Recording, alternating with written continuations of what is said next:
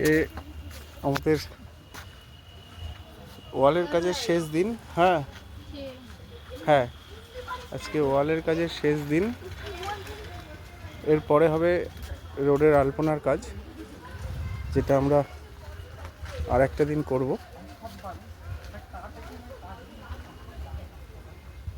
এর কোনো নাম ছিল? দেখতে হবে, নাম থাকলে নামটা লিখতে হবে।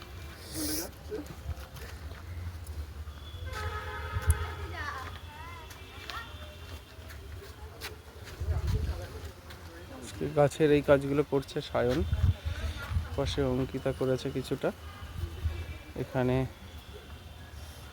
সঞ্চিতা কমপ্লিট করছে এই কাজটা।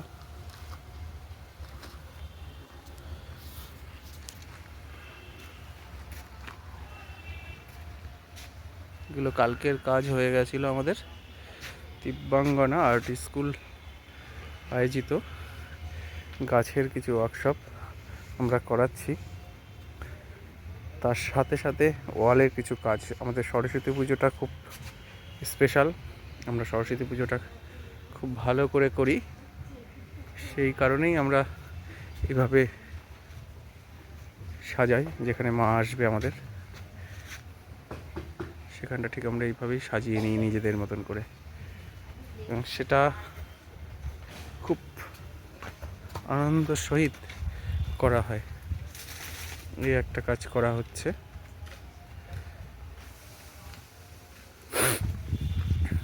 এগুলো সব সিজা কমপ্লিট করলো, কাজটা কালকে ইনকমপ্লিট ছিল, সিজা কমপ্লিট করলো। এটা বাড়ি ছিল আগে লোককে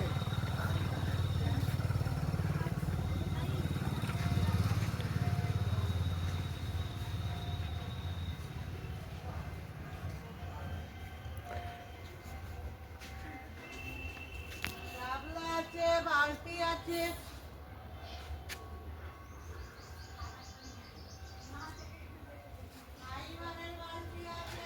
এখানে মন্দিরে একটা কাজ করছে, মন্দিরের আলপনা প্রায় কমপ্লিট। এখানে আমাদের বর্ণালী একটা কাজ করছে। বর্ণালী, একটু মুখটা তুলে দেখা। দেখো, আমরা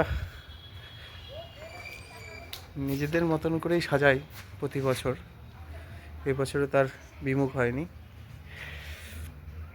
চেষ্টা করেছি যে সবাইকে নিয়ে, আমি কাজ করলে কাজ হবে, সবাই আমার তো কাজ দেখোই, তোমরা ফেসবুকে দেখতে পাও বা অন্য জায়গায় দেখতে পাও, কিন্তু যাদের জন্য দিব্যাঙ্গনা আর্ট স্কুলটা দাঁড়িয়ে আছে তাদেরকে একটা অন্যরকম সুযোগ করে দেওয়ার জন্যই, যে তাদের হাত থেকে কাজটা হোক, তাদের স্কুলটাকে তারা সাজাক। সেই কারণেই আমি এই প্রচেষ্টার উপরে বেশি ধ্যান দিয়েছি, যে আমার এই চেষ্টাটা যেন বিমুখ না হয়। এইভাবেই এই জায়গাতে আমাদের সরস্বতী পুজোটা হয়, আমাদের প্রতিমা এখানেই আসে, এবং আমরা এইভাবেই চাই বিগত বছরগুলোতে এইভাবেই করতে। হ্যাঁ, দেবো একটুখানি, তারা একটু।